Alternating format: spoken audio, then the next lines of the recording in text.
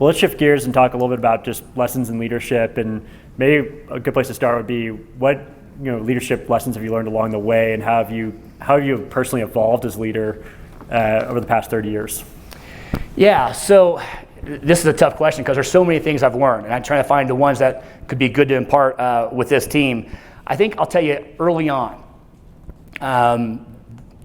who I am today. At 54 years old, was a very different guy than I was, say, coming out of college at 22. I was hard charging. I was all about going fast, getting ahead, getting the next job, getting the next title, taking on more responsibility. And I moved very fast. As I told you earlier, my career did well, applied myself very hard, worked long hours, all those things. So I think as at certain points in your career, you can carry that for a while, and your own abilities and hard work will carry you pretty far for a few years.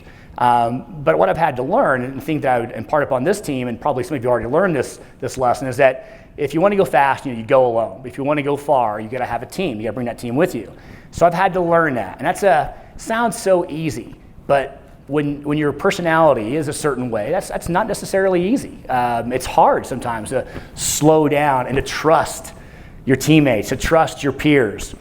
To take advice from people that have been down the road and listen to them, even though, back when I was 30, I thought a 50-year-old was old. Of course, I know better now, 50 is not old. Funny how that changes over time. So, but you have to learn to kind of, to slow down and bring people with you. So I think that's a key lesson I've had to learn. And I think a very powerful word that I've had to learn is together. And moving the team together. And if you say, well, I can't do that because I've got some players that don't get it, and well, you got to take time to coach them up. And after a reasonable amount of time of coaching them up, if that doesn't work, well, then you've got some teammates that you probably don't need, or you got to find different roles for them, maybe individual contributor roles, or whatever it might be, right? Whatever's right for the team. So I think moving together has been a key lesson for me, and it's made me much better. And it's allowed me and our team to move so much faster by trusting my peers and my direct reports a lot more. And how have you rallied your team around a vision, rallied your team around a BHAG, and gotten them on board? Yeah, so we're all very fortunate in this room because we're in an industry that allows you to really align incentives very clearly, and some companies don't have that, right?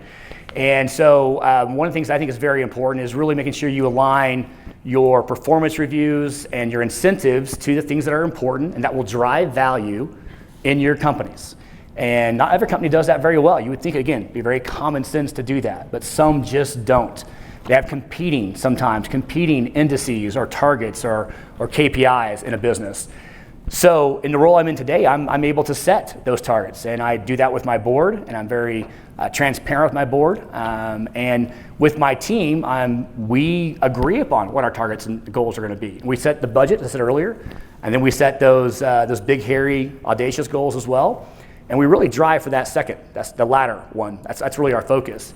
And with that, we put incentives in place. And my team, at least my management team, and there's, and even some of the secondary level who have equity in our company, they're highly incentivized to create value. And the value that we talk about on a daily basis is EBITDA margin expansion, gross margin expansion, cash flow, and sales growth. Those are the four things that we're always trying to figure out a way to make those better and more robust and scalable in our company.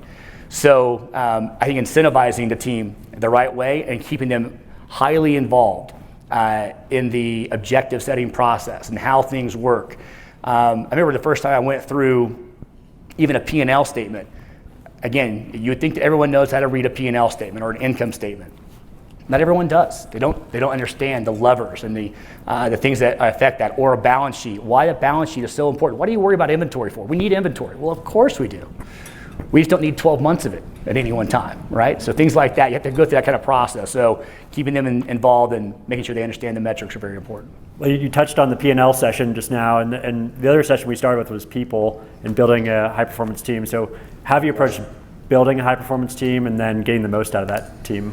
Yeah, again, I kind of go back to what I said earlier a little bit. You want to hire people on your teams that are smart and bright. Of course, you know that, and that have experiences that are transferable into your industry and into the roles they're going to come into.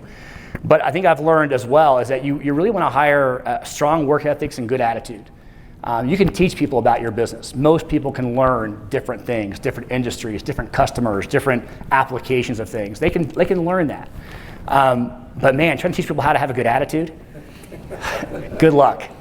Unless you're a psychologist or a mental health practitioner, it's hard work. It's really hard work. And most of us in this room probably don't have the patience for that either. So you want to hire people that are smart but also have great work ethics and really good attitudes around what needs to happen. And it's hard to do. It's tricky hiring people today. As well as I think I have it wired, as much as I've learned, and Danaher even had a process, believe it or not, around interviews and around a hiring process. They had a matrix of how to do that sort of stuff. And I utilize that still today as well. You can still be fooled. The best way to kind of prevent that from happening, and I think that this team here employs it, is to have a team approach. Because each of the team members, if you have 4 or 5 people who are going to interview a prospective candidate, they'll bring different perspectives, and they can ask different situational questions, different ideas about how they handle the emotional fit of the job. Are they good problem solvers? Are they innovators? Will they fit the cultural role they're trying to fill as well? So again, hiring that right person.